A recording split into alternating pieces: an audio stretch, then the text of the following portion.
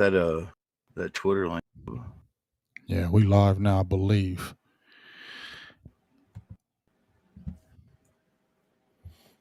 We are live. Hello? Yep, we're good. We're good. I can hear me right now, big dog. We are live in the building. In the building.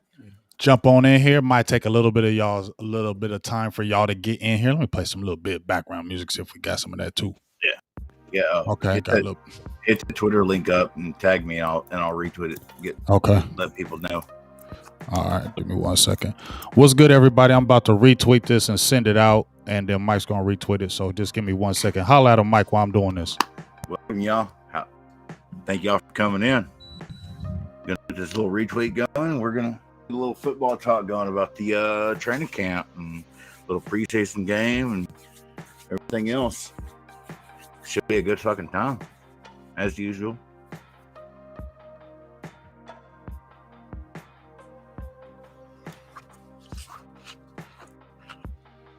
All right, so I just tweeted it.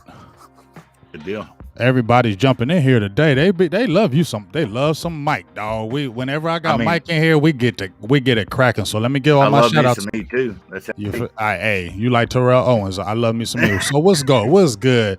The Ninja, Pee Wee, Boo Thang, Aaron Lewis, Tavis Banks, I Bleed Blue 365, Russell Robinson, T Smooth TV, Law Nation. What's up with you, big dog? Kathy O, Harold, no Eastside, Harold, Trizzy Go Crazy. What's good with you? Edmund Alston, Marcus Mosher's in the building. I know I done made it now. Marcus Mosher jumped in here. I done made it if Marcus Mosher jumped in the building. What's good, everybody? How's everybody doing? I think Corey jumped in, so we're gonna jump right in it, man. It's been a while, man. It's been some weeks since we did this, Mike. But yes. Tell me how you doing, man. How's everything been going with you? Dude, it's been crazy. Like trying to get the fucking wedding planned and the house planned out and all that stuff. It's been an absolute nightmare in the best of ways. But other than that, I mean, I can't complain. It could be worse. Could be a lot. Like it's good. It's champagne problems. We're good over here. Yeah, so it's not a good thing. It's just a hectic thing, but it's not a bad thing at all. So that's a good thing. And congratulations once again on your new upcoming marriage. And I'm excited for you for that. So make sure you post all those good pictures when that goes down as well. You feel me? Yes, sir. All right. So we ain't even going to play around. You know how you do it. We don't just play around. We're going to jump right into it. So I'm going to jump right into one thing before we talk about the game, the Hall of Fame game, the scrimmage yesterday, players, anything like that. I made a video. I wasn't saying this is what I absolutely thought, but since it was hush on the scene, I had been concerned. I went to camp, and then I was there the last day Dak went out of practice. Obviously, they said there ain't no concern over here. Everything's good. We're going to just check a little baseball specialist just to get some thoughts and some feelings. A lot of people been kind of hush on this subject. I think Calvin Watkins Jr. he wrote an article today and said they're going to talk to, I know, Texas. I'm just telling you everything that's out there, dog. Said they were going to talk to the Texas Rangers. They said Dak will begin some light throwing here in a few days, and then they'll gradually progress. So I know you be having some inside scoop on some things, Mike. Can you calm anybody? Because I know I had a little bit of worries. I came front. I made a video. Can you calm any of us? Can you bring any of us some good feelings that Dak is going to be good week one? Yes. Dak Prescott has been throwing 100 to 200 passes a day, every day, since January, unless he was on vacation, which was only maybe 10 to 14 days over that entire span until now. And the issue is he was throwing from a scooter, he was throwing from his wheelchair, he was throwing from the couch. He couldn't drive his legs into it. And that's why he has what is a baseball injury. It's overusage of the shoulder. It's not a tear. It's not a sprain. It's not any of that. It's just, it is a sprain. It's right here. Just when you're not using your legs and you're throwing a football for 100, 200 reps a day for months, it's just straight up overusage. It's nothing to worry about. And that's what I say, protecting Dak from himself is a 24-hour-a-day job. That's the reason he had the second surgery, because he can't. He's his own worst enemy. He doesn't have an off switch. He's sitting there on this little scooter, just throwing the fucking ball into the couch for 4 hours a day. He's going insane. He has nothing else to do. And I mean, do you want him to throw versus the Rams or the Steelers, or do you want him to throw versus Tampa Bay? I feel you. And here's my thing, Mike. We did a show last week, and we were talking about it on the Final Word. Shout out to Boss Cowboys, the OC, and Law Nation. We were talking about ourselves how they have to protect Dak against Dak. They have to protect Dak because Dak doesn't know when to turn it off. I mean, you saw after practice, he's the one by himself, and he ain't doing this for show. He's doing laps. He's going to always be on that field. He's always going to be out there trying to compete. If he can't throw, he's going to be out there with his team. He's always going to keep going hard, and it's hard to protect him from him. You have Brett Brown, who's a fucking psychopath too. So he's like, "Oh, you want to go hard? I'll go hard. Let's go. Right. Let's do this." Right. And Dak Prescott was squatting before Thanksgiving, like really back squats. He's his own worst enemy, and they got on the Brit about it. Allegedly, sorry, they allegedly got on the Brit about the rehab process, and they just pulled and that's why you're getting this cautious, super overcautious approach with this certain. Like, if I didn't know what I know, I would be freaking out about the last 50 times they fucking downplayed injuries with the the bone bruises and the cyst and everything else. Right. This isn't that. It's not even the same universe. Cool. Well, hey, that's why I said, that's why I got my dog, because he got some of them insiders, and whenever I need some good information, maybe to calm me down or get my brain back together, that's why we brought Mike on here. So I appreciate you alleviating some thoughts in my own brain, because as I said before, Mike, this is what I was saying before. People can jump out here and be Twitter doctors and Twitter and YouTube doctors and all that. But all them people telling me he going to be 100%. I ain't listening to none of y'all, because there ain't none of y'all near Jerry Jones. Ain't none of y'all near the facility. So I don't care what no other people say. But I will talk to some people who got some real close information that's going to make me feel better about it. And so now I feel better about it, because I know you ain't going to pull no punches and go throw no lies out there. There was one player that I taught from a place of confidence on, and that's Dak, and I haven't missed. So take that for what it's worth. Oh, you ain't missed, so that's why we good. So I ain't even tripping off Dak no more. I'm good now. Now I got my dog telling me what's up. Let's move on from Dak, because we already know that Dak is going to do his thing. Let's jump right in to some football. Camp has been going on. I was out there in Cali for about a week. It was a great time. They're back. They went to the Hall of Fame game. They came back, but let's talk about practice in general, but let's talk about the Hall of Fame game, because it just happened, okay? So let's start with this offensive side of the ball. I got a couple things that I want to talk to you about that Brian brought up to this when we had the late night hype, Mike. Last year, before the season started, he was telling us about Connor Williams, okay? And he was telling us Connor Williams went into the Cowboys and volunteered to play center last year because he didn't know if that he was going to win that guard competition, so he was volunteering to take snaps at center.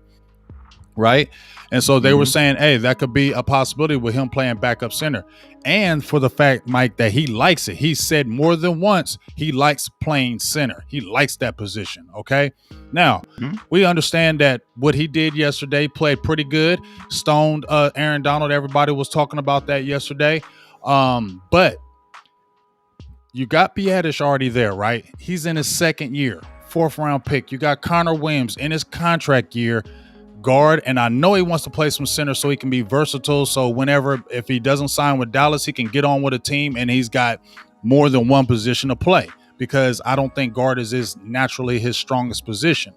Do you think, Mike, Connor Williams could be the starting center this year with McGovern, and why not? No, they're just getting them rep positions. So they know each other's moves. They're both young. They have haven't had a full offseason next year, and this year, that's what they're doing. There's McGovern or Biotis is going to be your center. It's going to be Connor Williams. And I don't know what they're going to do between the other two. I don't know. Well, see, here's my thing. When I keep on saying, I don't care. I'm in the Connor McGovern hive. I don't care what nobody tells me. What anybody tells me. I think he's the guard. I think he's a better guard. I think when I've seen him play at guard, he's played pretty good. Yesterday, when I watched him in the Hall of Fame game, he's still looking stout. When he played against the Rams, he went against Donald Toot and played stoutly. Okay, so I'm not understanding why he can't get in this guard position. Are they just saying, well, because you still got a whole nother year in your contract and we'll just let you wait? Because if we're putting the 5 best on the field, why can't McGovern get on the field? I think he's a better guard than Connor Williams is. He can't. He hadn't stay healthy. One of the. He was hurt only 1 year though, Mike. He only had 1 year of hurt. Was he really hurt last year? I get. I really do that, but Flynn's a good OL coach, man, and what he did. Everybody hates Terrence. Yada yada. Terrence Steele this. Terrence Steele that. The fact of the matter is, he's an undrafted free agent from Texas Tech and played better at the end of the year than 2 offensive tackles that were drafted in the top 50. If Philbin doesn't want to play somebody, I'm just kind of his word on that. Connor McGovern needs to play, dog. I don't disagree with you, but I have no sense to be mad about us. Stay closer to your thing because you're going in and out. My bad. You good? Appreciate you, Todd Corey, for the $10 holla. Hey ho! It's a $10 holla from my dog Corey. Donation. I just feel like it's like this, Mike. I mean, I get it. He missed a whole rookie year, but last year was really his first year, so we can consider his rookie year. He didn't play bad, unless they're sitting there saying, "Here's my thing with this situation with that." Do you think they'll sign Connor Williams, or is this his last year with the Cowboys? I don't have a good answer. I'm gonna try that. I'm gonna try that one. I don't know. I think Connor Williams is good at what people talk him up. No. Do I think Connor Williams is bad as what people talk about him as? Absolutely not. I mean, at the rate you have these drafts and with the defensive talent, you have a defensive talent ocean every draft. You have an offensive talent pool every draft. And there's probably any team would love to have an offensive line at any position. Period. Mm-hmm. So, am I still cutting it out? I'm looking right here. Yeah, you're still kind of cutting in and out. I don't know if it's on your side, because my side is good. I'm right here.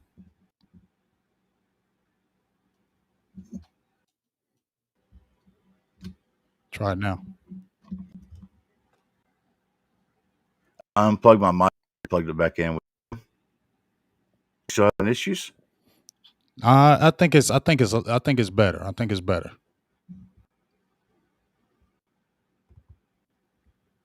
Hold on. Okay. Hold on, y'all. Right. I'm closing everything. I closed everything. I even closed my email. Okay. I think you're good because you didn't take a chop when you were saying that. So I can sing a song. Am I still cutting out? No, I think you're good now. I think close all the other stuff out. I think we're good right here. All right, there we go. All right, I closed everything. So right. Connor Williams, people hate him, but the fact of the matter is, offensive line talent is awful across the league, and I don't know if they're going to pay him. But he's not going to be a reset the market type contract anyways. No. So what would you do with him? Because see, here's the thing: you got Biadasz, right? I like the other kid too, the Alcorn. I I like him. I'm not saying he'll play now, but I'm just saying future. I like him. I like his size. I like future. But I'm saying I'm just confused with this Connor Williams thing because he's not a bad player. He is not a bad player. He Mm. can play multiple positions for you.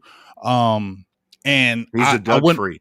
yeah, I wouldn't be mad if you brought him back, but I want Connor McGovern to play because I feel like Connor McGovern is the best guard. Now, he's playing center. You're saying Biadasz is locked in and loaded at center no matter what, right? So I just don't understand. I know Connor Williams is at your. That's what I'm talking about. Is Biadasz locked in at center, and can Connor Williams overtake him? I I I don't know. I wish I had a good answer for you, bub. I mean, they're getting them reps. Like part of them getting them reps is so they know each other's movement and stuff like that. But man, I don't know. I don't think they know at the moment. I think that's why they're doing this experiment because they want to see. I think they want to Yeah. have some healthy comp. There's nothing wrong. See, here's my thing with this, Mike.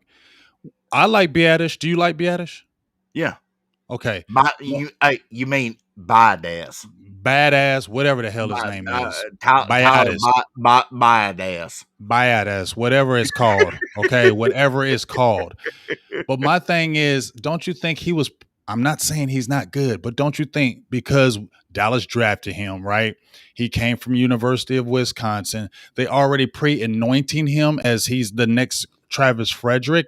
He only played half a year. He didn't even play the whole year. Doesn't he still have stuff to prove instead of just coming right in? And I know they're saying, Connor, we want to have somebody as a backup because your rookie from Nebraska will be your backup. But I just feel like Connor Williams was playing it last year. He says he likes it. He said it this year again. I like playing center. I like playing this position. He's not a small dude either. And if you got him at the center position and he's already a veteran, are we trying to put our best five? The issue is the one thing I like with Connor Williams is his ability to cut. The same reason people hate him at guard is the same reason I like him at guard. He gets kind of pushed over a little bit, although we saw his rip with Donald, but he's always played Aaron Donald well. I like his ability to get to the second level and cut the defense in half. Yes, because he is athletic. That's what I like. And he's better. He's more of an athlete than McGovern right there. That's why I like Connor Williams at guard, because he can cut the defense in half. He can get to that second level so quick. And now that he's got, he finally hit puberty, I guess, and he's shaking off that baby weight. That dude did you, I mean, I know y'all seen it. I seen it. Yeah, I seen it. That dude threw Aaron Donald to the ground. Tossed him. A little Don't bit. look at me that way. Hey, because everybody's hyping. I love my Cowboys, but I said if you watch the whole video, he tossed him after he grabbed his helmet and turned him all the way sideways. Then that's the best way to do is do it like a flip alligator roll. But when they both listen, why'd he grab his helmet? Because he didn't. No, yeah, he right. He did get stoned. I'm not debating that at all. He stoned him a couple times. But when they saying he was manhandling Aaron Donald and all that, I'm sorry, I'm not agreeing with that. He never manhandled Aaron Donald. Period. I'm not taking it that far. I'm saying that he had the strength to stand that dude up. Yes, he did. That's as far as I'm taking it. See, I like you because a lot of people, he manhandled, he was smashed. No, he didn't. No, he did not. He did not. And when they hit the ground, Aaron Donald was right back up on his knees, on damn near over top of him. So Aaron Donald could walk into a military base, and it'd take about 60, 70 people before they finally got him calmed down. So that that was just one good rep that we like to see. Right, and that's as simple as it is.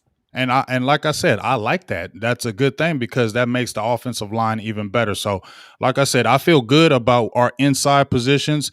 How do you feel about? Remember how we have been talking about Leo Collins, Tyron Smith? How do you feel about those two guys? I mean, if they're as healthy as they claim they are, I know LC's been working his ass off this offseason. He stepped up a little bit in that scrimmage yesterday too. Yeah, he's. I mean, if we're gonna get what they claim to be. If you get 13 games out of Tyron Smith, that's arguably better than any left tackle in the league on 16. That's he's probably going to miss a game or two. That's just kind of what it is. If he doesn't, glorious. What I'm worried about is that long run they have after the bye, especially with this new longer season. I'm really, really, really worried about that long run after the bye and who's going to have to miss time. And that's not even them. That's the entire team. There's fuck, man, I think it's 10 games after it, including the wild card, assuming the playoffs. I think you're looking at 10 games after the bye straight. So that's a lot of wear and tear, so those backups are going to be critical for the team this year, right? So that leads me to this. How do you feel good about the swing tackle position right now as the backup position? If one of those guys to go down, because we saw Brandon Knight. I was on Brandon Knight last year. I wasn't saying he was great, but I was saying he could be a serviceable backup. But bro, I know that's what I was just about to lead to. They were putting him at guard. I'm like, why are they putting him at guard? Then when I watched him in the Hall of Fame game, I said, I see why. He gonna get murdered on the outside every single play. Terrence Steele, he's slower than Christmas. Terrence Steele is your backup tackle. He's your swing tackle. He's your swing tackle. And I know people want to get mad, say, oh man, Terrence Steele's awful. Here's the fact of the matter is there is probably 15, 20 teams who would love to have Terrence Steele as their starting right tackle. That's how bad the offensive line talent is in the NFL. You don't have depth. We have no depth in the offensive line. But that's what it is. I'm not mad at Terrence Steele. I feel like Terrence Steele is his second year starting. You don't want him starting. You don't want him starting, obviously. But he's not trash. No, he's not trash. He was an undrafted free agent from Texas Tech. What do you like? And he got better as the year went. And that's what they're trying to do to find depth. That's how bad the talent level is in the NFL at offensive line. So you don't like that Ty kid that they brought over, Ty Nitschke, whatever the heck his name is? Ty Nsucky? Yeah. Nsucky, dude, he looked like Larry King coming off the edge. I'm just saying. Dude, that was the worst I've ever seen somebody play. Dude, will he make it out of camp? No. No. Oh God, I hope not. I don't want I'll go sign up before he gets any more reps. That dude was so bad. He came on, he was trying to set the edge, and it was like his elbows were taped to his hips, and he was trying it was so bad. He was so bad.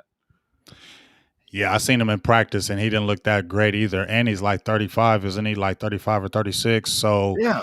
And he didn't sign no big contract or anything like that. So you could cut him. It wouldn't be a problem. I think I agree with you with the Terrence Steele thing because of all the experience that he got last year.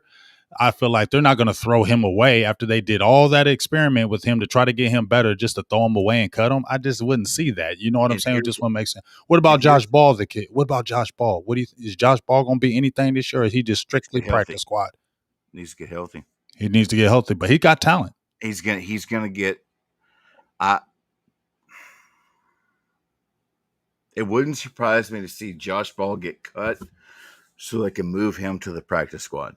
Because I think for sure. They want to keep him. I think he's got some talent.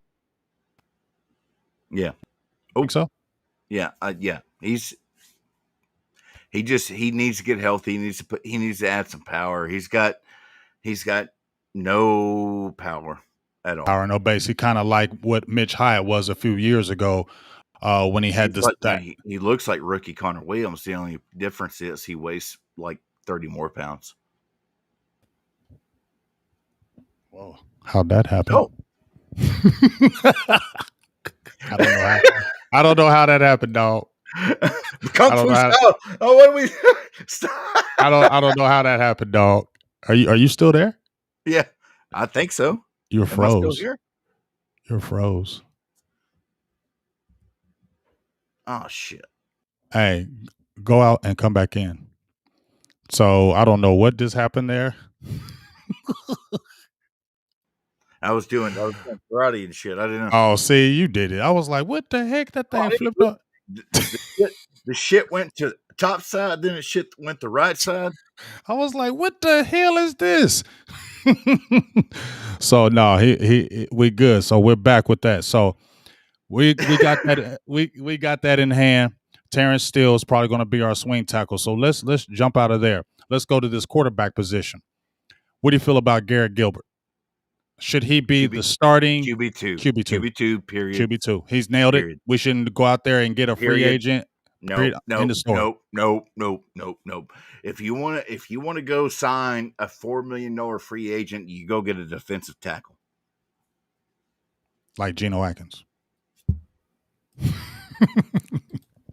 You feel me? Like Geno Atkins. So what do you? How do you? That's why we vibe, my friend. You know what I'm saying? With Geno Atkins, we've been talking about this just so y'all know. So you're feeling really good with Garrett Gilbert. Like overall, you think he could? Let's say Dak goes down for a 2 or 3 game period and comes back, you would feel good about Garrett Gilbert. Survive.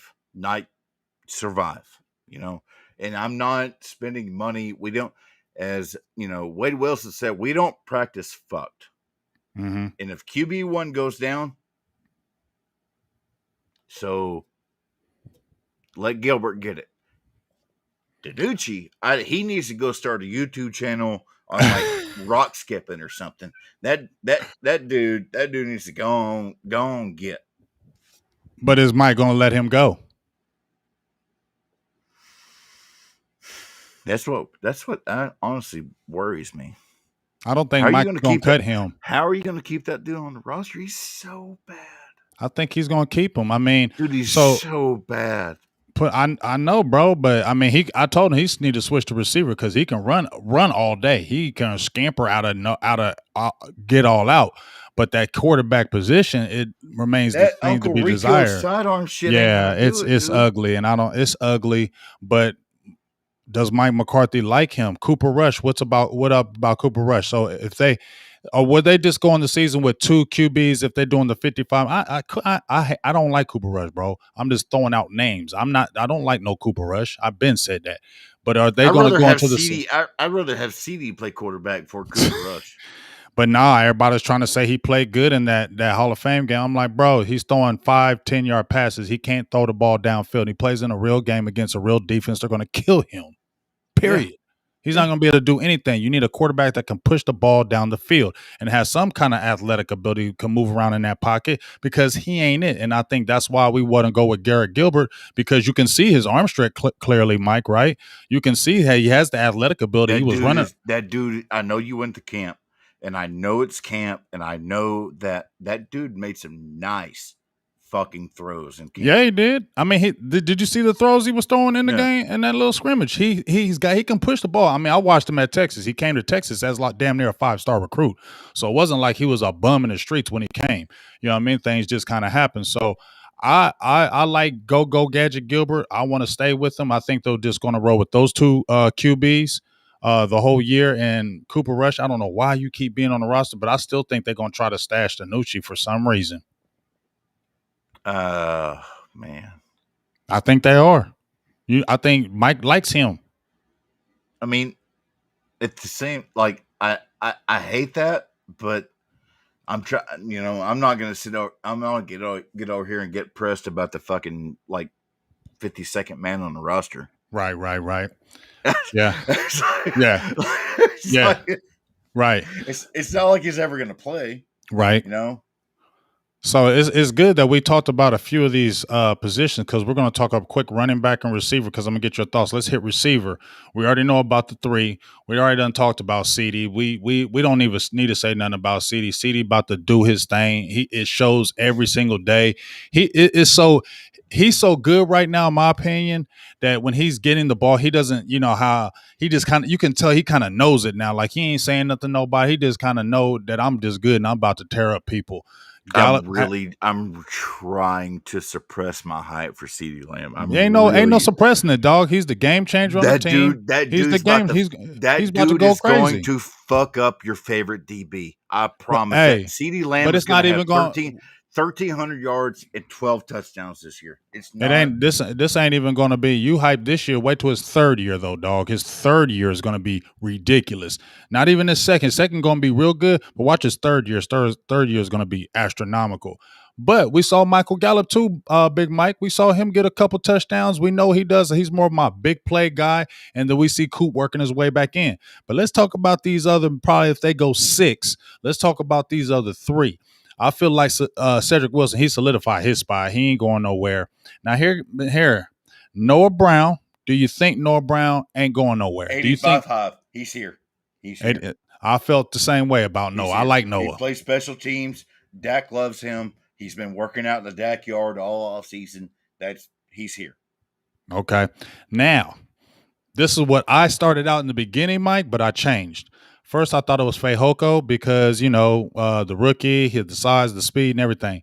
But Malik Turner, to me, should be the guy that's on the roster. Fajoko's not going to make the roster, and he's going to clear waivers and stash him on a practice squad. You think he's going to clear waivers 6'4", 4'3"? Yes. I don't. Okay. We'll see how that goes. We'll revisit. It'll be a name that we get sad about missing, but the fact is the Cowboys have a surplus at wide receiver talent, and he's not playing special teams. So he's not going to play special teams at all? He hasn't been. Right. So and Malik Turner has the edge up on him with that. And Malik Turner, he's 6'2", 200 pounds. He ain't no little dude, and he's catching everything. He did it again in this Hall of Fame game. Malik Turner, I seen him fumble, but it is what it is, But he's played good all camp. Has caught every single thing his way. He went right into the game and did the same thing. And Dak likes him too. Dak does like him. So I like Turner. So I think that's your 6 receivers. I hope Fehoko can clear waivers and get on that practice squad, but I feel like somebody's gonna be like, we missed on him. Let's see if we can get him 6'4", 4'3". I just feel like somebody might try to poach before he clears waivers. If they liked him, he would be playing special teams. Really? That's how it works. Mm-hmm. When you're wide receiver 4, 5, 6, Noah Brown. We're just talking about Noah Brown. Cedric Wilson. How's Noah Brown, Cedric Wilson stayed on this team? Yeah. How have they stayed on this team? Right. And Malik Turner's the main one playing special teams as well. Yep. So there you go. Yeah. Well, let's hope Fehoko can clear those waivers and get on the practice squad and they can stash him because like you said, TJ Vasher. Remember how you've been talking about TJ Vasher? You know somebody I like that Orpheus, or is it Orpheus? Or please get this name. Orpheus. I think it's Orpheus Mitchell from Dak School. He's 6'5", 220 pounds. He's a rookie, undrafted, came from Mississippi State Dak School. I think Dak may have vouched on him. Somebody put it in the chat because they know he's number 14, I believe, on the team. He's huge, dog, and he's got some tick to him. Osiris, yes, Osiris Mitchell. I don't know about him, but there's something about me. I just keep my eyes on him. He's got good feet. He's got good size. I like the Vasher kid too, but you see those are some big ones. And then even Eagles is 6'6". The Vasher thing is a little bit of a homer bit for me, and because I'm a tech guy, but he hadn't been able to stay healthy. He was working in the backyard, but then he tweaked his knee, and if he can't stay healthy, you can't stay on the team. That's just what it is. Well, like I said, he's been working out, and I've been watching him work out. So, hopefully we'll see what happens. But I say just keep an eye. He's got the freaking wingspan of a pterodactyl. He looks like a condor out there. I seen him up close. He's tall and lanky as I don't know what. But when I seen Mitchell, he's every bit as tall as him, but he's bigger and thicker than him, and he's got really good feet. So that's why I keep an eye on Mitchell. He could be something down the line, and I don't know if anybody's going to poach him. So I hope they keep him on the practice squad as well. Just my opinion on that. And one thing, we got 125 in the chat, man. We got like 30-something likes in here, man. Let's get them likes up, man. Don't cost you no daggone money to like. And I know it's automatically just in there watching and you don't naturally do it, but if you're in here watching the chat and listening to this good talk, hit that like button, man. It don't cost you no daggone money to do that. Let's get these likes up, but we got this many people in the building. But we appreciate the crowd we got in here, and we really thank you for that. So we're talking about Malik Turner. We talked about Simi Fehoko. I want to jump on this running back thing right quick, and I know Tony Pollard probably going to be the second guy, but Rico Dowdell, how you feel about Rico Dowdell? Ain't no about a daddle. That's who he is. That's a shifty dude. That's a shifty Now, dude. Or if they're going to carry three, I don't hate it. But here's my thing. Tony Pollard is what next year is going to be his last year on his deal, right? I I believe so. believe, don't I? I I think, suck at years. I yeah, suck at years. Dude, I I think suck at next years year, so I bad. think next year is going to be his last year on his deal. I think because Like they're and I'm a Dak Prescott stan. I still have to Google what year he was drafted. yeah, I suck at years, dude. yeah. I don't. I think he's 2019. Pollard's 2019. So I think next year is going to be his last year on his deal. And just me, I don't think he's going to get re-signed because he hasn't done anything to this point because it's going to be hard to. This year, even with Zeke, Zeke is going to get all that stuff this year too. Zeke is just going to get all that stuff. Now, if you see like, let's say, I know this is kind of down the line, but do you think Tony Pollard is going to be a re-signable player, or do you think a Dowdell, you can let a Tony Pollard walk and then bring a Dowdell in because he ain't costing no money too? I ain't paying any running back. Yeah. I don't care. I'll draft another Pollard. I'll draft another Daddle. I don't care. I don't care. Mm-hmm. Sorry to ruin the topic, but No, you ain't. No, I was just looking at something. No, I'm you ain't not. ruining the topic with me. I just feel like Tony Pollard ain't going to get no tick because they're going to really get Zeke that ball this year. I still feel like it's going to be hard for Tony Pollard to really see the ball like he wants, eating on these splash plays because you got them three receivers. Dalton Schultz stepped up. Blake Jarwin is still there. Zeke, I mean, it's a lot of balls out. I mean, it's a lot of Yeah, players and only one ball this to is go no to. So disrespect. Yeah, this is no disrespect to anybody else on the team.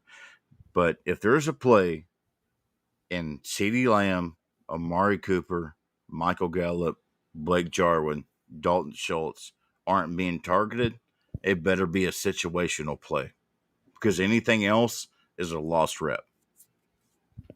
yeah, pretty much. I, I, that's just the way it is, man. I, I don't care about running back targets. Everybody gets, Christian McCaffrey and his running back targets. Christian McCaffrey is the equivalent of the third wide receiver on a mediocre offense when he's targeted. It's just gonna be hard because Tony Pollard he has some wheels, he has this, but it's so much talent on this team. You feel me? It's just so I much don't talent. disagree. I don't disagree at all, and that's why you can use them situationally. My Hmm. issue is when people think this is going to be like a premier target or anything like that. Your premier targets are your wide receivers and your tight ends. Period. Point blank. Tony Pollard, Zeke, they are your third and four on the goal line. That that type stuff. The situational passing targets.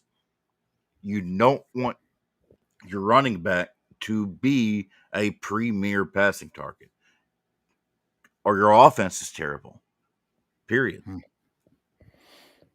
Yeah, man. I just feel like Tony Pollard not was a. I'm not saying he was a wasted draft pick, but it just seems like you're not gonna get what you wanted from him in that 1-2 combo when you got these I passing don't know. weapons. You're just not gonna get it.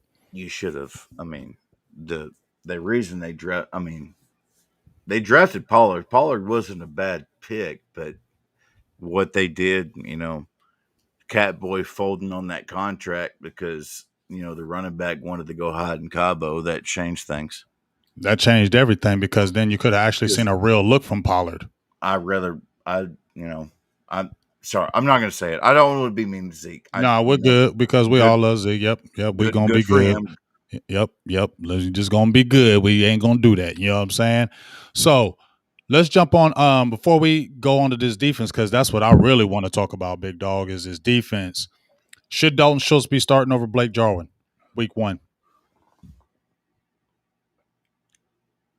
I mean, you said defense and you went Dalton Schultz. I said we're gonna talk defense, and then I said who before we do defense, I said, is Dalton Schultz gonna Butt be the hook week me. one starter? Oh, I mean, what is starting as far as the tight end goes? Because they're going to be. I mean, it's I know Kellen that Moore. He's going to be running right, 11 personnel. right. So I mean, honestly, I don't care. As a Bird Jarwin fan, I mean, if Dalton Schultz wants to be that guy, if he wants to, like, I hated him, but he Me earned his too. spot. Yes, He he earned his. did. He started off last year so bad. He ended up being like the 9th tight end in the league, while being 11th in targets, and I think it was like 5th in yards after the catch. I mean, that's pretty solid season when you're rocking with Andy Dalton and fucking Nucci style and everybody else. I mean, good God.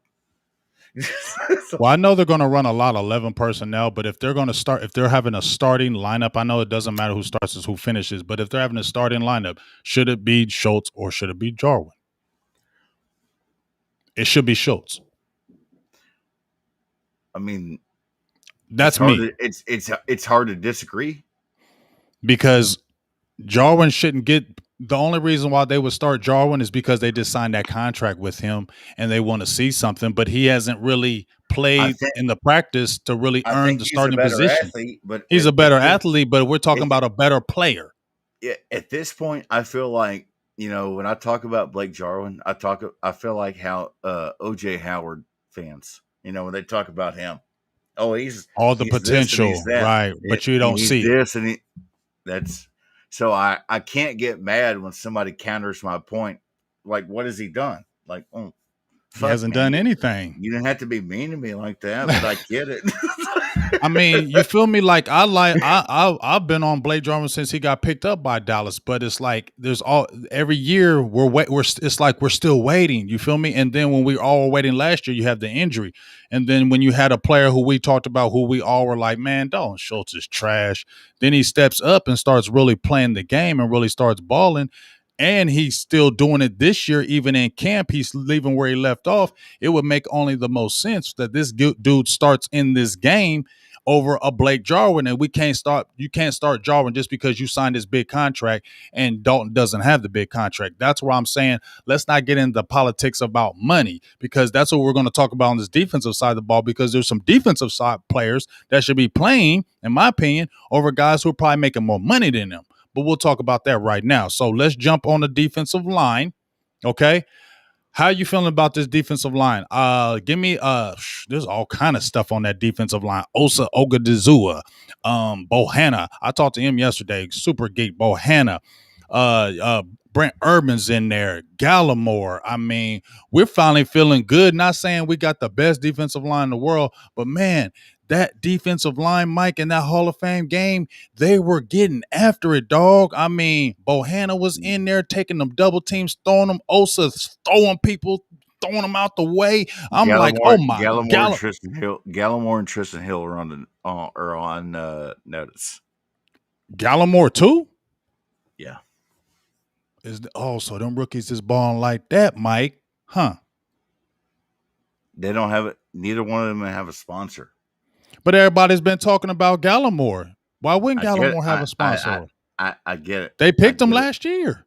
I get it. I'm just Gallimore. You got to be more talkative about that, Mike. You can't just say why. Why is Gallimore on that list? I can see Tristan Hill, but why is Gallimore on there? Tell me, talk to me. Don't be playing no games, bro. You can't say that no, because he's a rotational defensive tackle, and they love Digi. And if they can move Gallimore around for a defensive back prospect, that may happen. It's not that he's bad, because he's not. He's not bad at all. But they love Digi. I know. And his flexibility. It's not even that I agree with it. I just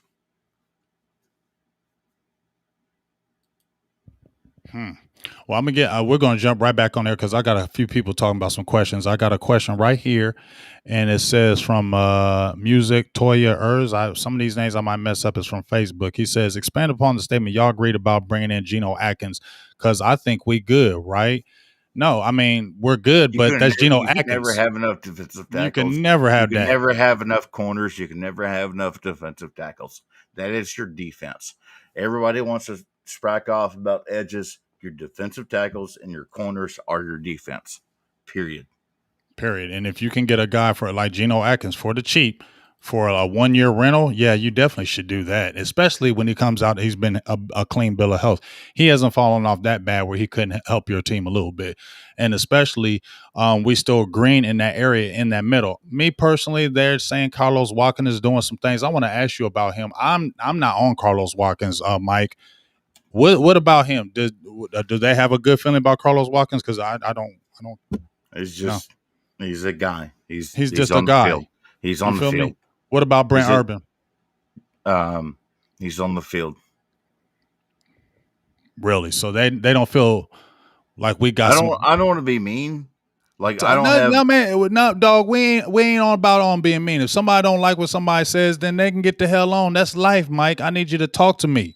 I need to know what kind of guys are what. um Because Carlos Watkins to me is average. He ain't gonna do yeah, nothing on the team. Okay, and I don't know why he's gonna make rotational. it. He's rotational. That's it, and he shouldn't make it in my opinion. But You know, I maybe mean, that's what I'm saying. None of this is breaking news. I mean, you know, Urban, they seem to Watkins, like Brent Urban though. all. Yeah, they do. But it's all they're all rotational defensive tackles. Mm-hmm. I don't want to be like I'm not trying to be mean to anybody.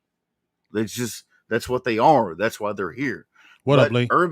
Urban, outside of before he got hurt, he was a really productive defensive tackle, Mm-hmm. and that is one of the signings that could actually turn into something. Mm-hmm. Not Carlos Watkins though, No, no, and he no. shouldn't make the team. Carlos Watkins is Gerald McCoy. Later, Gerald McCoy. Not no That, early Gerald. Not no like early Joe. obviously, we're talking about a year ago, Gerald McCoy, like pre-broken leg. Man, no. Like I said, I ain't thinking about no Watkins. So, and I know Brent Urban's a regular piece. I'm still coming back to that Gallimore thing. I'm gonna keep my eye on that right there. But I agree with you, Mike. In that short time that we seen Osa, he's different, bro. He is. He's different. Yeah, he's a true 3T. He's a true 3T, and I can't go back to when he threw that one dude with his arm when he just threw and Bohanna. Yeah. Bohanna, dog. Whoo, how you feel about Bohanna? I know That's they my like some dude. Bohanna. I got that video. I had that video on the one. Sorry, I don't. I got sent a video, and it had Bohanna tracking down Tony Pollard on a screen pass and on a pit. I'm sorry, not a screen pass, on a pitch on the flat. Snuffed it out and tackled him 3 yards behind the line of scrimmage. Like your 330-pound dudes out there, like picking up the I don't care if the he's a toss. rookie, man. Play him. It's like, I don't care if he's a rookie. I don't care if he's a rookie. Play him because he is holding those double teams. I know it's a preseason game. I'm not getting jumping up on that.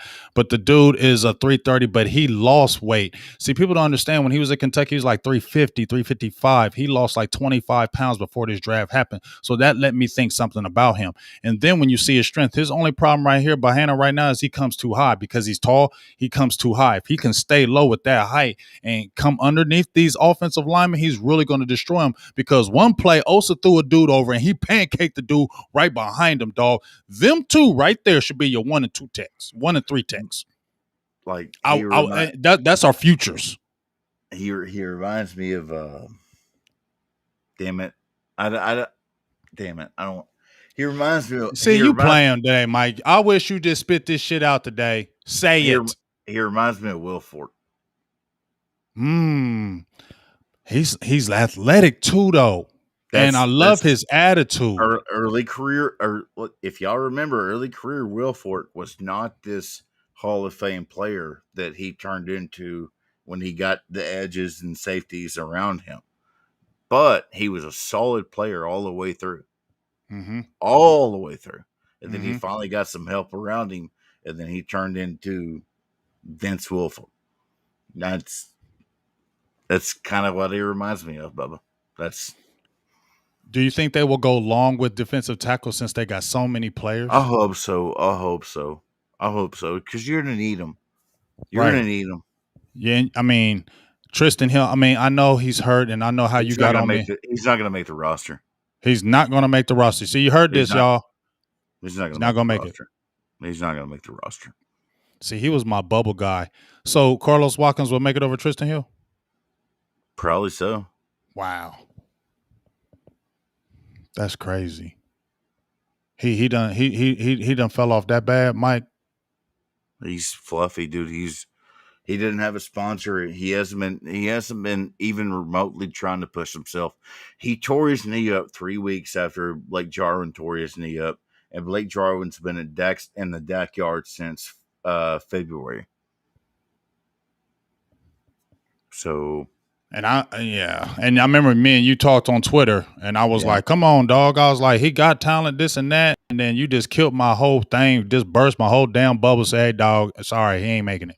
But hey, but if you gonna go ahead and say that, I'm gonna go ahead and listen to it. Tristan Hill's not making the roster. You heard it here, y'all. Well, sorry, Tristan Hill. Dog it, you made me mad. I thought you was going to do something. Just so you know, Tristan, I made a good 2 tweets for you, and I fought for you. I made 2 good tweets. You're his only sponsor. I'm his sponsor. I am Tristan Hill's sponsor. So if he didn't have a sponsor, dog, I was your sponsor, Tristan, bro. I wrote you 2 letters, but you Tristan, still ain't calling. All right, dog. I was your sponsor, Tristan. Why you let me down like this, bro? You got people saying they about to get cut. Man, that was just if that happens, that's just frustrating because that was just a waste of time. You know what I'm saying? If that happens, that was just a waste of time. Will be really frustrating if that happens. What else would you do there? You don't want to make a good, like a bad draft pick, like Taylor Rapp or Juan Thornhill or any of those guys. You wouldn't want to do that, right? Well, there it is. So, hey, now it's a lot of good players with Dallas. This is a good thing, Mike, because this has been a long time since we had competition, right? It's been a long time since we had this competition. Defensive end, Randy Gregory, we know. Dorrance Armstrong Jr. That man's about to fuck it up. He's about to go crazy, but some other guys have had a decent camp too. Dorrance Armstrong Jr. I'm not saying anything about him. I'm saying he hasn't played bad in this camp. He's had a decent camp. Basham, you got Basham. I like Basham. Mm-hmm. You know who I like? I like that Azura Kamara. I like him. I like him. I like him. Every time I seen him coming off that edge, Mike, he got get off like no other. He's heavy pressure guy, not really super big, but he fights, man. And Nye's getting cut too. I know. No, you good because I already know a Nye's getting cut. He's getting cut. Bradley and I know Bradley and Nye's getting cut because he ain't even got to see the field. Hill and a Nye are getting cut. Hill and a Nye getting cut. Basham's still going to be there. We know that because I know Basham's going to be there. Yeah, he's there. He's there. But we have 2 Bashams, right? Nah, we don't got no 2 Bashams. No, we don't got no 2 Bashams. I thought we signed one in free agency. We drafted one. No, Basham. I believe Basham's he's the only RD in. Dorrance Armstrong is going to make it, right? Yeah. They're going to keep Dorrance Armstrong. So basically, Bradley and I is the main D end that's on the outs, and our D tackle on the outs is going to be Tristan Hill. So you got Bradley and I, Tristan Hill that are going to be on the outs as we see it. I'm trying to think any other defensive end. Let me pull them up. Any other defensive ends? Let me look right quick, Mike. I thought we had 2 Bashams because Rondell Carter. Rondell Carter. What do you think about Rondell? He's going to make it too, right? He's going to make it. He's going to make it. Yeah, Rondell. They'd like him.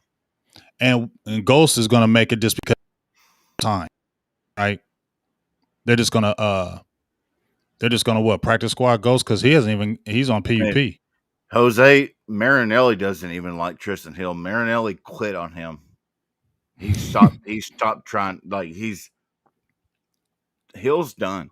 He's done. He quit on him. He's absolutely done. Mm-hmm. So Hill is done. So Honestly, we're thinking that it's going to be mostly all those guys we talked about. The main two that are going to be on the outs is Tristan Hill and Yeah, Bradley and Nye. yeah. If Golston gets healthy, he'll be. He's a solid player. He popped a hammy, and I don't know how bad it is.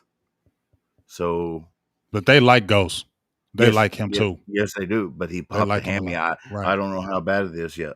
But So he ain't going nowhere though. no, he's not. He's not. Yeah, He's so here. he's protecting. He's here, so we're good on them. We're gonna hit line. It's funny, like I end up just talking about the players. I feel like I'm doing the 55-man roster right here, right now, because I'm talking about all these players. But hell, I mean, these are the guys that we watched and we seen. Let's hit linebackers now. Linebackers, an interesting story. And I love linebacker because Micah Parsons isn't here, and I remember how you was killing Micah Parsons. I remember how you particularly was killing Micah Parsons when I kept on telling you he's going to be a good. Let me finish. Let me finish because Micah. I said I like Micah. I said Micah can do things. You said he didn't, but I'm gonna give you props, Mike. You come around. I'm gonna giving you props, but Micah Parsons is the truth, is he not?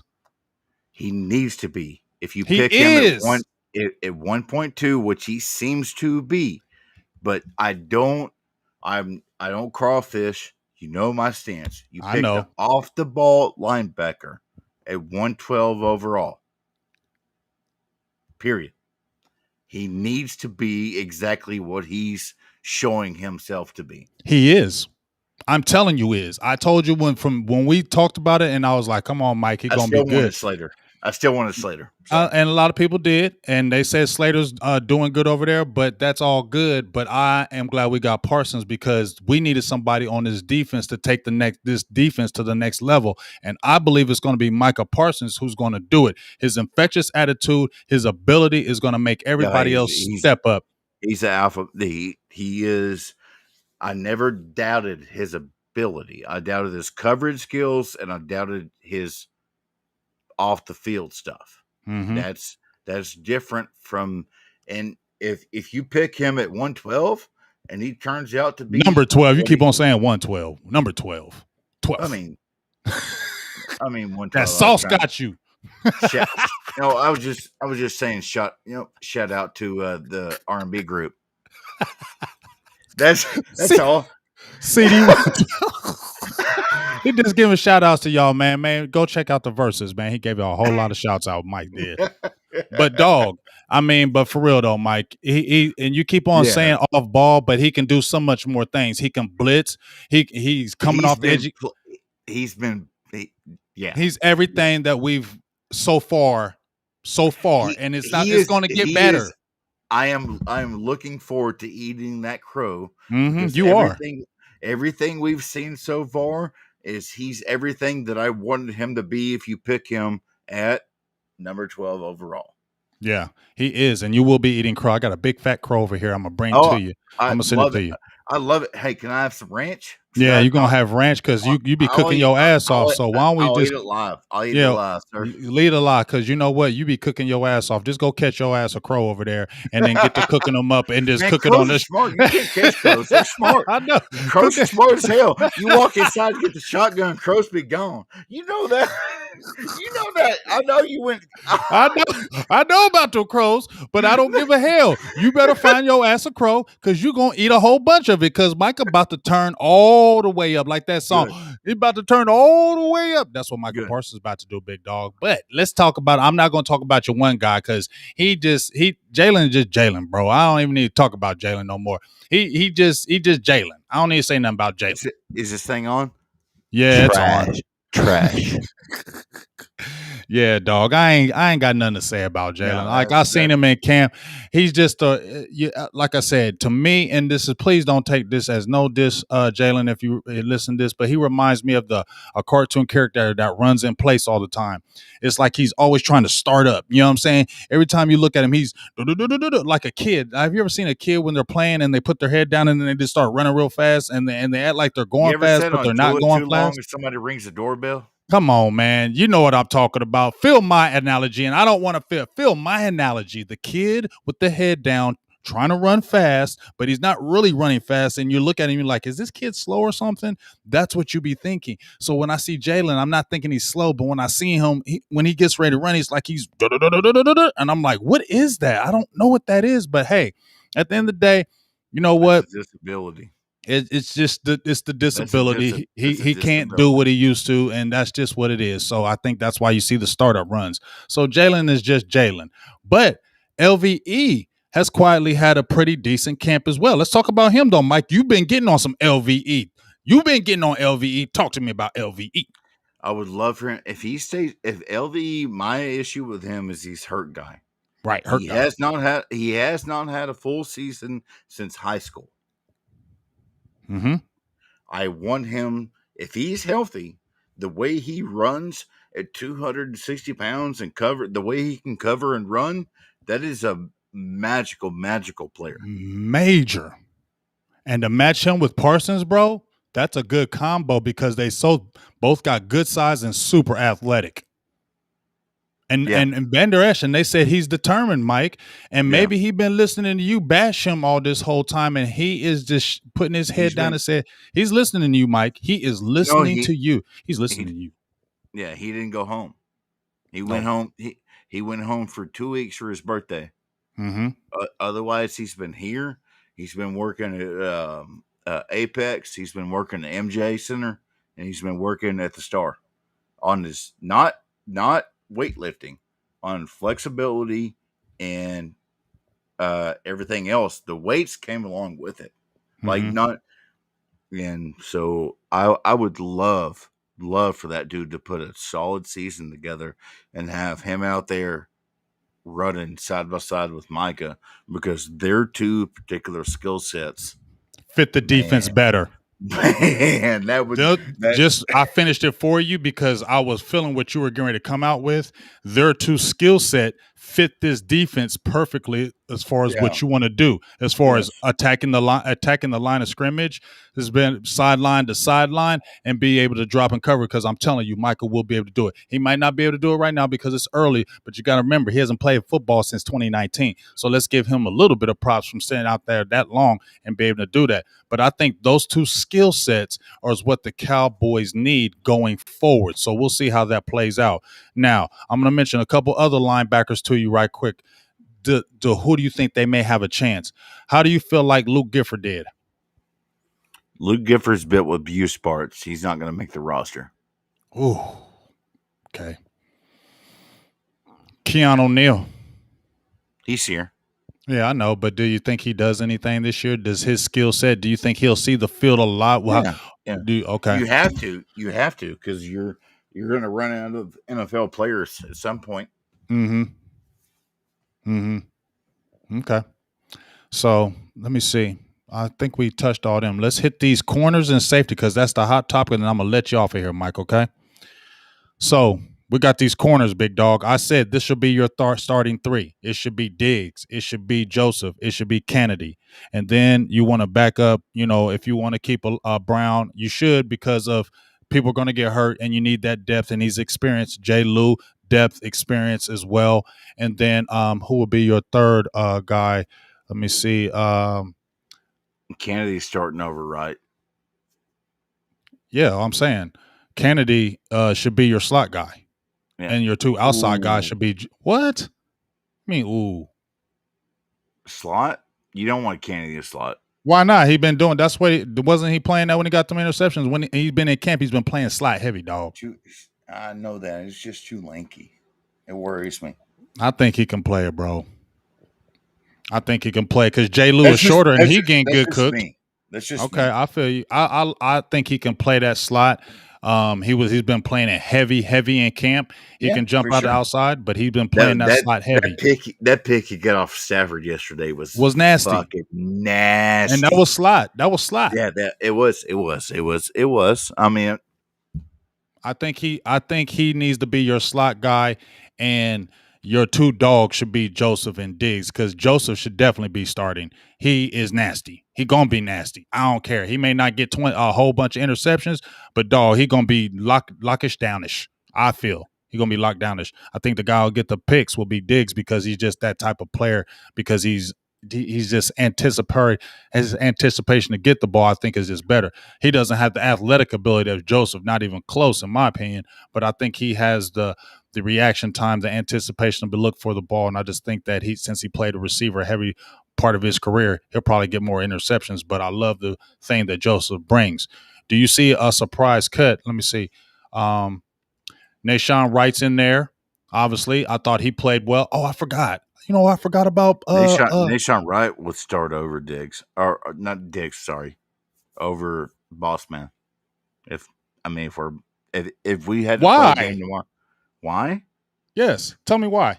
That's how the team feels. That's a mistake to me because Wright is aggressive. And he will tackle. I ain't worried about his lankiness because he will tackle you. He showed that he can go with you deep. But as far as he getting killed on them slants, bro, and his footwork gets real bad in them slants, and in them short passes, it's just not good. And I'm not doing that. And if they think they're going to go, they're the NFL guys, and I'm not, so they know better than me. But I would not be starting no Nashawn Wright over no Kelvin Joseph. Not me. Not my opinion. I don't make the rules, bub. I'm just simply the messenger. Well, you send this message back to them and tell them to change it. Oh, I've told them to go fuck themselves for like the last 10 years, and well, you need to tell them that one too, because that one don't make no sense, dog. I like Wright too. I think Wright can be a player, but he's not better than pulled up Joseph. To my dudes like, y'all mean y'all trying to play Jalen Ramsey at safety? I'm saying, bro, that shouldn't be happening. And we see, so yeah, here we are. Yeah, well, like I said, it shouldn't be Nashawn Wright, it should be Boss Man. I don't agree with that. But hey, like I said, they're running the organization, not me. That's just my opinion. But you know who's a player who I forgot to talk about for the linebacker before we hit the end of this, Mike? Jabril Cox, bro. Yes. My dumbass forgot reps. That, bro. He got some solid reps. Mm-hmm. And you know what else? He showed me a few things, Mike, because I told you he was scary guy with that contact, runaway guy, go around guy. He was that guy around contact, but I saw him sticking his nose in there. He played pretty good in coverage, and I felt like they're going to bring him along slowly, and I still like that approach, how they want to bring him along slowly. But I loved seeing him back there, the size, the athletic ability. Dallas really did get some athletic players, and it just seems like when you see the defense, they're running to the ball athletically, and that's what excited me. My issue is I'm worried about how we're gonna squeeze him onto the roster. I don't know how we're going to, because he's not going to clear waivers. No, he's not. They're going to have to put him on an active roster, bro. And which means Luke Gifford's probably gone. Yeah, Luke Gifford's going to be the sacrificial lamb for this one. Damn it. I like Gifford still. Yeah, he can't stay healthy, Bubba. Well, I know that's been a couple years, but you know what I'm saying? Hopefully because I think somebody will scoop Gifford up. Good. And he'll get hurt in week 6. Whatever. He's never been healthy. Yeah, but they're going to have to keep Cox on that. Cox is going to have to make the 55 for sure, because he will not clear waivers at all. He don't even play that game. So they're going to have him on that 55. You can't. Right, you can't. If don't even play with that. That's nothing to even play with. They shouldn't even think. That shouldn't even be a thought. That should never even be a thought, because he's just going to be too good. That would be the stupid play of the year. All right. So let's hit these safeties, bro, before we jump up out of here, man. How do you feel about the safety position? We got Dallas scooped up Malik Hooker. You still feel bad even with Malik Hooker back there? I mean, if you take Malik Hooker and you take Z, maybe we can get a full season. Maybe. You don't like Donovan Wilson? You were telling me free safety. I'm talking about free safety. You don't think Donovan Wilson couldn't play a little free safety? Man, y'all keep on saying that, bro. Y'all need to watch tape, dog. Yes, I don't want his yes, back. He can. I don't want his back. I don't want his back to the line of scrimmage. But he can play free safety too. Okay. All these people saying he can't play free safety, I will not agree with you until the freaking thing goes, till I go to the grave. He may not be the greatest, but yes, he can play free safety. They wouldn't have put him more free safety snaps than strong safety. So he can play it. And I think it helps them because you got Curse, right? And then you still got KZ. Really, bro? Curse, Curse. they've been moving Curse all around. Curse is making the Okay. team. Okay. You don't think Curse is making the team? This I gonna be didn't say O'Derrick. I didn't say he wasn't making the team. Okay, but what? Just it's Curse. Okay, it's Curse. Who would be the starters? Who would be the starters right now? Then would it be Donovan Wilson and KZ? Yeah. That's what would be the starting lineup. Are they Yep. eventually trying to have it where it's Malik Hooker and Wilson? Mm-hmm. Okay, is that their thought pattern right here? Mm-hmm. And then you just got your depth guys with Curse and KZ. Mm-hmm. Okay. That's all. That's all I want to know. Hey, you Donovan, I'm letting this man have his opinion, okay? He can talk fine all he wants to. I'm making my opinion about Donovan Wilson. Mike knows how we do, so don't be tripping on here about that, okay? I'm not yelling at him. I didn't curse at him about his opinion at all because it's a free country. That's right. what we do. This is what me and Mike do, so don't be jumping on here saying nothing about that. You got it? So, anyway, one last thing before we get out of here, Mike. How do you feel about the team this year?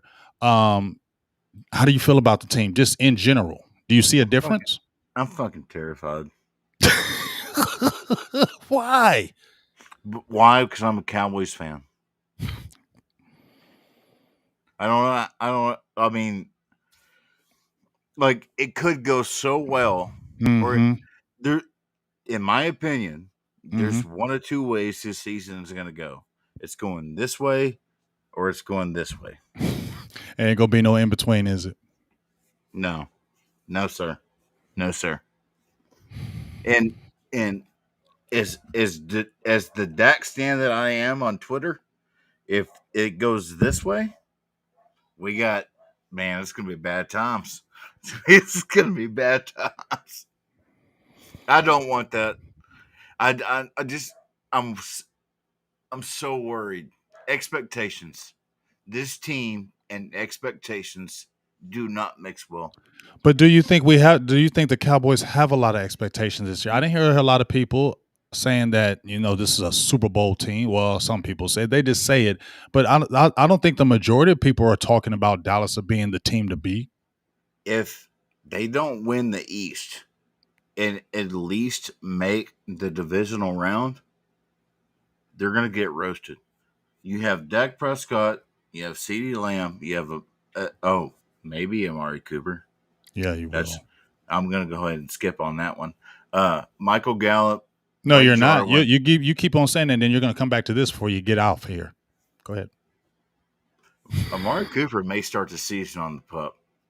Really? So all that stuff that they've been talking about, he's going to be ready and all that. I don't want. I need to stop. I've been drinking. I've been talking. I need for I get myself. I don't want to get myself in trouble, Bubba. Okay. I'm a be, but you heard the little snippets of it. Okay, so just go back and rewind the tape. Okay, go back and rewind the tape about what's going on here. But keep your eyes on a few things. Keep your eyes on Amari Cooper. Keep your eyes on Tristan Hill. Just keep your eyes on a few things, especially Amari Cooper starting out on the PUP. We'll see what happens with that. But this is how I feel before I let you go, Mike.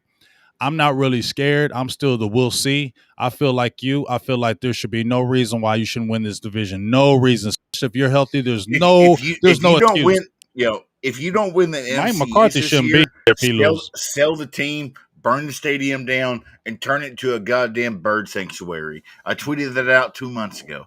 If you cannot win the NFC East this year, we do not deserve to have a football team. Period. Yeah, if I feel like if you don't win the East this year with all this talent and you say relatively injury free, I don't know why Mike McCarthy is still coach. Just my opinion from right there. So Dallas should already win the division. Beyond that, I'm not going to say anything from that. But Dallas should definitely win the division, and we'll see what happens. Coaching and all those things will come into play. But I appreciate you jumping on here, big dog. I appreciate your insider trader information like you always do. And, we're going to get back into it next week. We got more preseason games. Motel 6. Yes, you know how we do. Motel 6, all that good stuff. Mike be in the hotel, be kicking it. He go to the hotel before I do a show every time. You know what I'm saying? Then he go back to the crib. But, hey, man, I appreciate you, big dog. You make sure you stay safe. Make sure you be good. Take care of the puppies. Take care of the wife. Take care of all that good stuff, Oh, man. we're about to go to the dog park. We're about to live down. Yeah, man. So you just have a good time, and I'll be talking to you soon, big dog. Hey, thank y'all, everybody, for stepping in. Appreciate your time, brother. All Y'all right, have a man. good one. You too. Peace. All right. So my dog Mike White, he wild. My dog Mike was on that sauce. Y'all talk about me being on the sauce. Shoot, my dog Mike was on that sauce, but I like when he be on the sauce because he talk a little more, tell me more things. You know what I'm saying? Y'all be like, big game be on that sauce. Shoot. That's my dog though, Mike White. End up telling some things, but like I said, I'm about to jump off here as well because I got to do another show tonight. But that's interesting what he said about Amari Cooper. He still be on that PUP come start of the season. He also said no fears about Dak Prescott, which helped me relinquish my not fears, but my thoughts in the back of my head. Because like I said, Mike is plugged in. Mike, he be having, that's one of my plugs. So when he tells you stuff is real. So when he told me this stuff about Dak Prescott, I feel better. I was trumpeting Tristan Hill on Twitter like, man, leave this dude alone. Come on, Tristan, get out there and kill it. He telling me you ain't even gonna make the squad, dog. Dang. Feel me? And then we're hearing about who else he told me that ain't gonna make the team. Oh, Bradley and Nye. I mean, we all want us to see Bradley and Nye, but I kind of said that too because Bradley and Nye, all he been doing is working out on the side, and when he has got on the field, it hasn't been impressive. There ain't gonna be no allegiance to that, especially when you got these guys out here chomping at the bit. So that's be something that, dang, you know what I mean? I wish, yeah.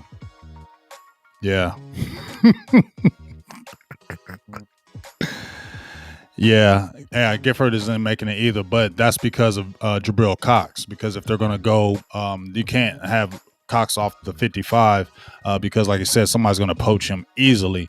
So it's really going to depend what do they go long on defensive line, which I think they will go long on defensive line with this 55-man roster.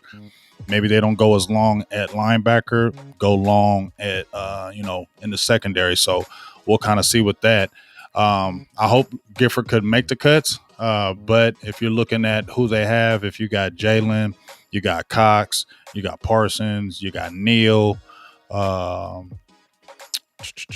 LVE. Maybe Gifford makes it as a 6, but it depends if they go long in other positions. So this is something to keep your eye on going forward. But one thing I am really excited about is Ogadazua and Bohanna. I talked to Bohanna yesterday before practice, and I was just telling him, "Yo, man, I just feel like he's that guy. He's that guy that we've been missing." And, he basically said, "Yo, 100. I'm going hard in the paint." You know what I mean? And those two have really those two picks. I can't lie. I thought they reached a little bit with Osa Ogadazua until I actually seen the tape and actually watched him. He's good, man. He's real good, and I see why they're so excited about him. Kind of threw me off about the Gallimore thing because they said he didn't have any sponsors. I don't know if Mike Nolan was his sponsor or not, but that's something, man, just to keep your eye on with Gallimore. I still feel like Gallimore, has the ability to do some things, but we'll see how this all kind of plans out. How we may think it's one thing, it might be something totally else. So that's why they have competition. And that's why I'm excited to keep on watching, because there are going to be some cuts where you're like, dang, but that's a good thing in my heart, because that's saying that you got more talent on the team before. When you're looking at the team and you say, oh yeah, he should be cut. It is when you already know the roster, in my opinion, from weeks and weeks before, and then it almost turns out to what that roster was. Kind of like when I was doing a 55-man roster, in my opinion, when Jason Garrett was there. You kind of knew who was going to make it, and you knew who was going to get cut. And it was easy to kind of pick that 53-man roster because he had his people who he liked, and it was like you weren't really going to get in there if you weren't this type of guy. You just weren't.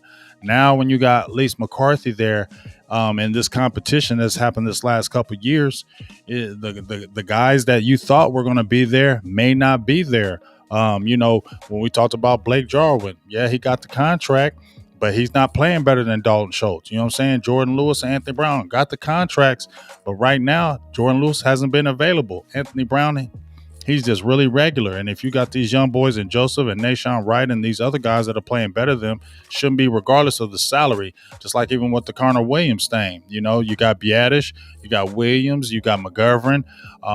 I hope, you know, when I felt like when it was the Garrett regime, they played people because of the salary. You make this much money, you're going to start. You make this much money, you're going to sit. And I feel like that's what was going on. I feel like there might be a little changing of the guard where that is not happening, but we're going to see this year. This year will show me. If I don't see Anthony Brown starting, if I don't see, you know, some of these guys that are, you know, have the money and are starting, but the guys behind them are playing better, then that's going to say that's the same thing. But if I see guys that are truly outplaying other people in training camp and in these games and they're making less, but they're playing, then I'm going to say I feel like the Cowboys are starting to turn the corner as far as their thinking pattern of let's put the best 11 man on the field. And I hope that happens because I'm really excited about these young rookies. I know it was only the Hall of Fame game. I know it did not count, but man, dog, that stoutness in the middle and that Osa is that was a great pick. That was a great pick, Dallas Cowboys. That was a great pick. I definitely think Maurice Kennedy, if y'all want to give me a few questions before I get off of here, I definitely feel like Maurice Kennedy should start in that top three. I think he should play the slot. You know, me and Mike was on there. He thinks he should play outside. No, he's played the slot all camp that I've seen him. He's played outside of as well, but he's been in that slot, and I definitely feel like he can play it. So Joseph, I feel like, is the outside corner. I feel like that's what his position is, and I feel like, you know, we already know what Diggs is. Put Kennedy in that slot. Shout out to you, Edmund Austin, for the $5 holler. We appreciate you on that. Hey ho, thank you for that donation. Appreciate you. I mean, Joseph could get his. I think Joseph could play in the slot as well, but Joseph is an outside corner to me. Joseph is all outside. He is the outside guy. He is an alpha dog out there. He has the ability. He has a good size. He has long arms. He has the speed. He's just so athletic. He needs to be on that outside. Just me. CD's definitely taking over that number one role. Me and Scott Walker still talked about this last year, though, y'all. We did a podcast I don't even think it was mid-season. I think it was like the fourth game of the year. Me and Scott Walker did a late night podcast like about 1 a.m. And we was talking about the number one. We was talking about the receivers, and we both said CeeDee Lamb. We don't want to say he's the number one right now because, you know, we saw what Amari did, career year, over 1,100 yards. I mean, he's been doing it. No slight, no diss, no nothing. He's a silent assassin. But CeeDee is a number one. He came in, he got drafted. Everybody was tripping that he went 17th. They're still saying it's the steal of the year because nobody thought CeeDee Lamb because he was a number one receiver in college. That's why they were drafting him that high, because he was a number one receiver. He's come in and showed nothing different from that. He showed last year 74 catches, 930 some yards. I mean, and you still didn't have your top dog quarterback and you were still getting those numbers. Why wouldn't you be a number one receiver now, especially when you're getting all those number one reps with the number one guy? You know, in theory, with the money and everything else, he's getting all those reps. CeeDee is. So that's giving him even more and more confidence. And I'm sorry, people were saying, well, it's going to be easier for CeeDee because he was playing in the slot against those third corners. Well, you know what? I think CeeDee can stay on the outside and dog number one corners because he's a number one receiver. That's what number one receivers do. They're going to tear up a third corner, a second corner, and a number one corner. And CeeDee, dog, I don't think people going to just go in there and be shutting down some CeeDee Lamb. It just ain't going to be happening, bro.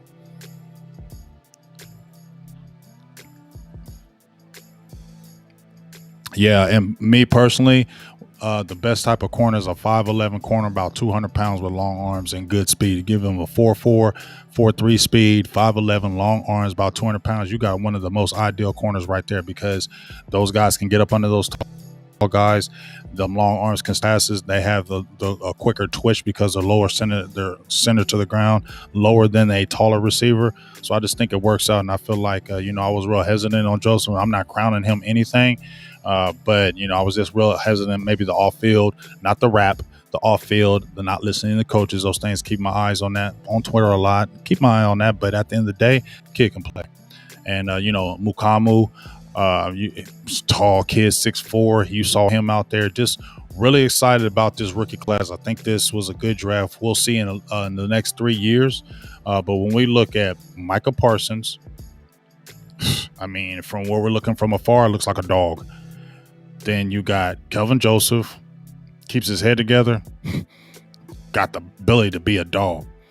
Osa Ogadazua, I said it was a reach. I'll be the first to say, man, I thought they reached for him. I saw a little bit of him in the Senior Bowl, but then when I actually went and watched deep tape of him, not saying I'm the guy, but I was like, damn, he is good. And that wrestling background is huge, and he's cock strong. You don't move him back. You don't push him back. Every time I watched him in college, he was pushing the pocket, never getting pushed back, taking on double teams, and he was low-key undersized. And now you can throw him strictly as a 3-tech to rush the passer. Whew, gosh. Dallas got a good one in that. And then you talk about Nashawn Wright. You know, I thought, hey, 3rd round pick, where's he going to really play? But the kid's got ability. Like I said, the slants, the short patterns, he gets cooked up a little bit. He's got to work on his footwork, but he's aggressive. He tackles. He's not afraid to put his nose up in there. He's aggressive at the line of scrimmage. He will trail you. I don't like when he throws his hands back. He did that a couple of times because they're going to throw the flag on you. When you throw your hands up like this, they're going to throw the flag on you because it looks like you did something. You know what I'm saying? Don't make it look like you did something. But I like him. I do. And Bohanna, we talked about Simi. We don't know if Simi. He said he don't think Simi's gonna make it. I hope if he does get cut that he could clear waivers. I don't think he would clear waivers because people are gonna see 6'4", 4'3". We can work with that. And people love poaching from the Cowboys. So that's where that tricky spot is because Malik Turner should be, if they're keeping 6 receivers, it should be Malik Turner. It should be those 5 that we know about, and it should be Malik Turner. Malik Turner ain't no little dude. He's 6'2", 200 pounds. Good hands, can play special teams, and like Mike was saying, Simi has not played special teams at all, and that's huge. So we'll kind of just see how that goes with that. So we'll kind of find out how it goes. What was I going to say? Just my last kind of thought on this is I like how, to me, this team seems a lot more organized, a lot more focused. A lot of people were talking about, the Hard Knocks is going to be a big distraction. We didn't need no distractions. It's been a quiet training camp. It's been a long time since the Cowboys had a training camp that was quiet, no distractions. And then HBO Hard Knocks came in. I didn't see it. I didn't see how it was a big distraction. I didn't see where people were acting up and playing around and being goofy. I saw a lot of seriousness when at camp. I saw it was very businesslike. I saw a businesslike approach.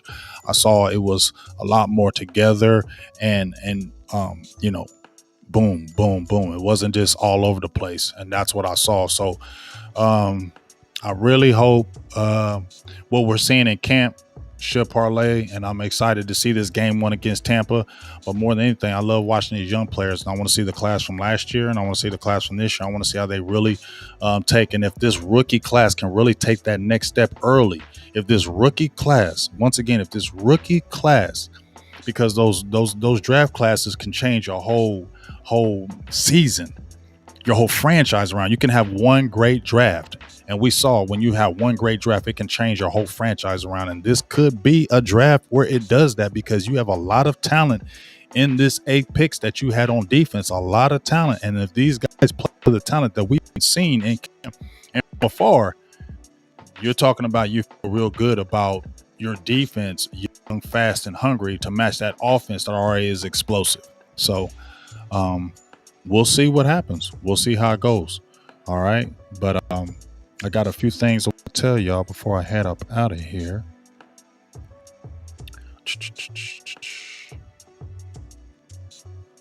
Hold on 1 second. I gotta pull it up.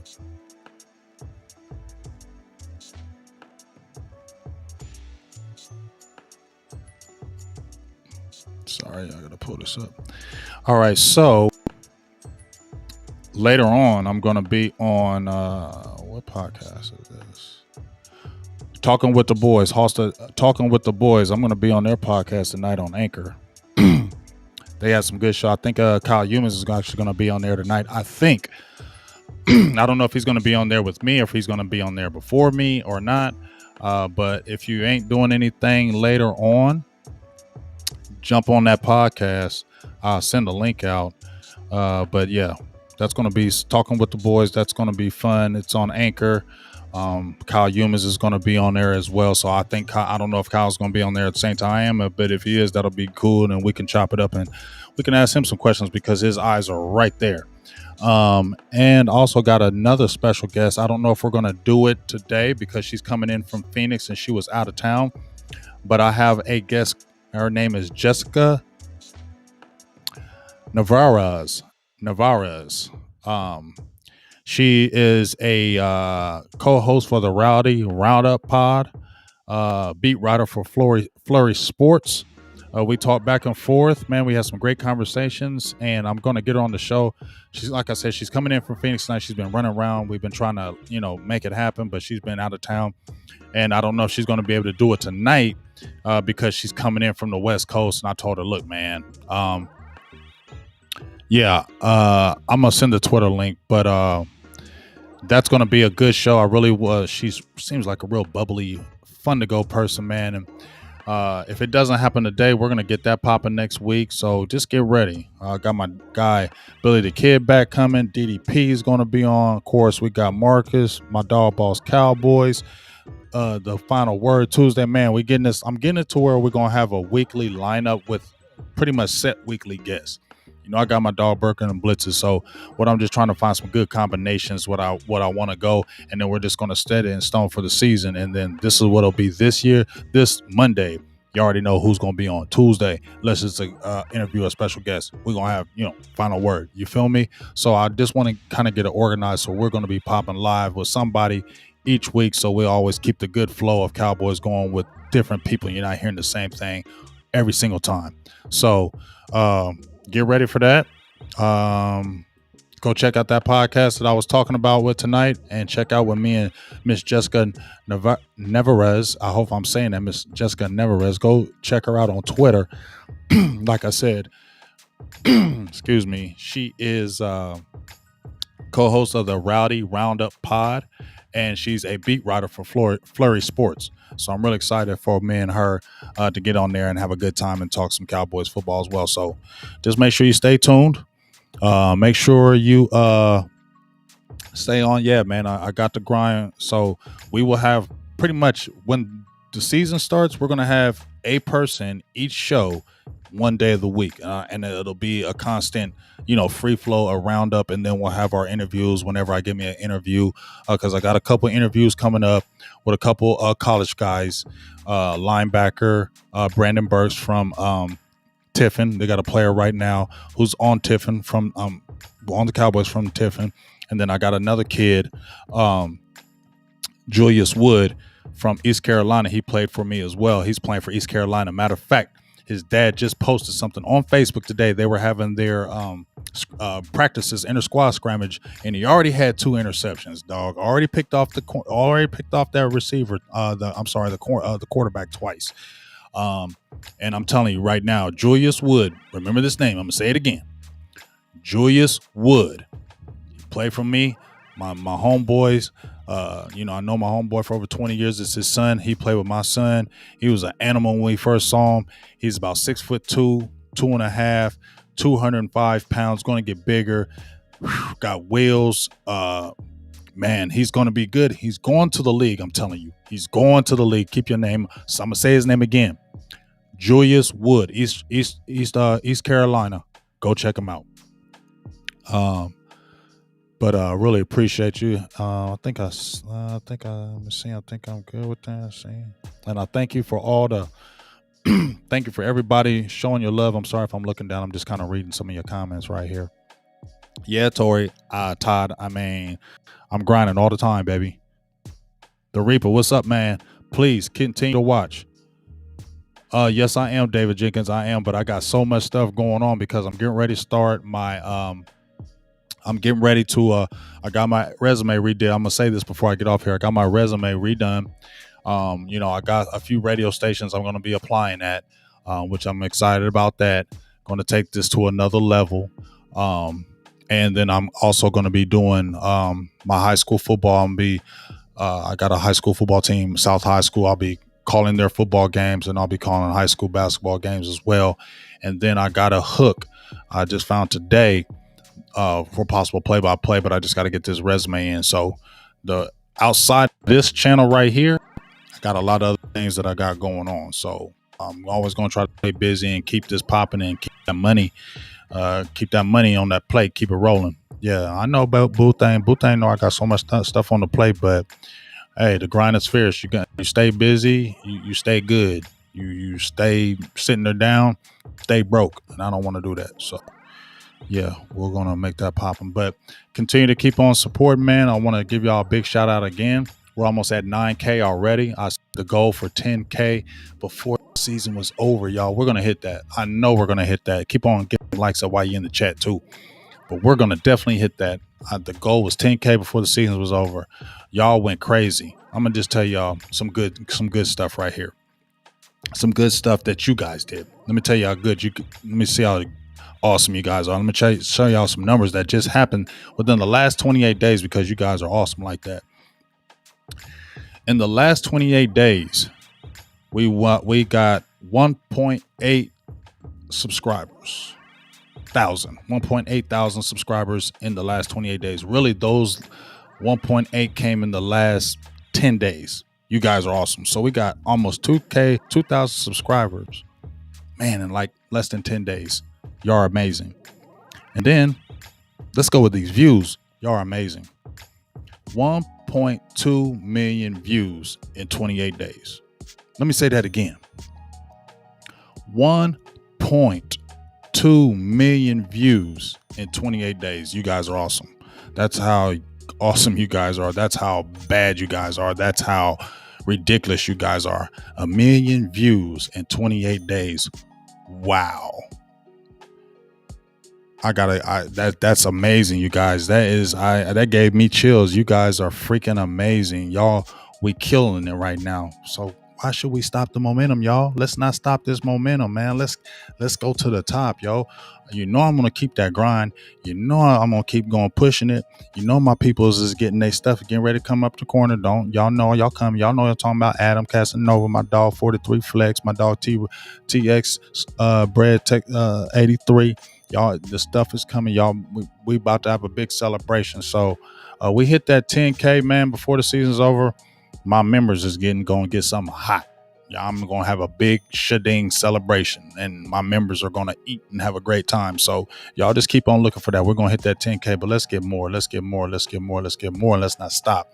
But I just want to give you guys a huge shout out. You guys were freaking amazing for the numbers that we did.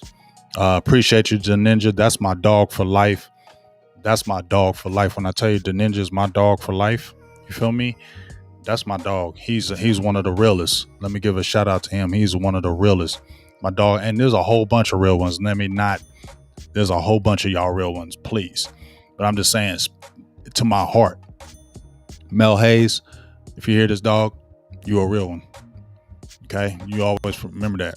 And the Ninja, these are just two people I want to give special shout outs to because they real ones. And ain't saying a lot of y'all ain't real because it's a lot of y'all real ones. But these two in particular, they the real ones. You know what I'm saying? What's up, Abel? So let's just keep on getting it, man. Let's just keep on getting this grind. Let's just keep on getting it. I'll send the link out. I'll retweet it on Twitter so y'all can check in on the podcast tonight. And I think Kyle Humans is going to be in there too. But let's get it. I appreciate y'all, KMT. I love you, Miss Charles. This is so many of y'all, man. It's just been so good. Have been followers from A1 Day One, man. Katina, just so many people. The Luna, just so many people have been down from the very beginning. Even ones that just started and they stayed faithful. I just really appreciate y'all. I don't want to never not tell y'all how grateful I am for what y'all have done to help build this channel up. And let's continue to make it great. All right. So salutes to y'all, man. Y'all have an awesome, wonderful day. Go kiss your loved ones, spend some money on them, give them a kiss, tell them you love them, all that good stuff. And really appreciate you. The support is really real and it's really true and genuine. And you don't get a lot of that. And that's why I want to keep it like that on my channel. We don't want to have none of the fake fluff stuff here. We don't want to have none of the and this is no diss to nobody, but we don't want to have no fluff. We don't want to have the high society. I'm not going to be that over here. It's not going to be high society over here. It's not going to be clickbait. It's not going to be shits and clicks and none of that. It's gonna be real, real, real, and that's what we always gonna bring here. And I think that's what we attract here, and I think that's what we have in the chat, and that's what we have as a whole. Real suckers, real mud suckers. You know what I mean? If you ain't trying to be real up in here, you gotta go. All right. So I'll talk to you guys soon, man. Shout out to everybody on Facebook. I'm sure I didn't get all my shout outs on Facebook because I couldn't see both sides, but I am going to keep on going live on Facebook, keep on going live over there and building that up. Shout out to us on Facebook too. We're up to 19,000 followers on Facebook. So we really like that, man. The grind is fierce. 19K on Facebook. We almost at 9K on the YouTube. We got it banging over there on the Instagram too. So we're just trying to continue to keep it great over here. All right. So I'm out. I'll talk to you soon. Go check the link out later on. Peace.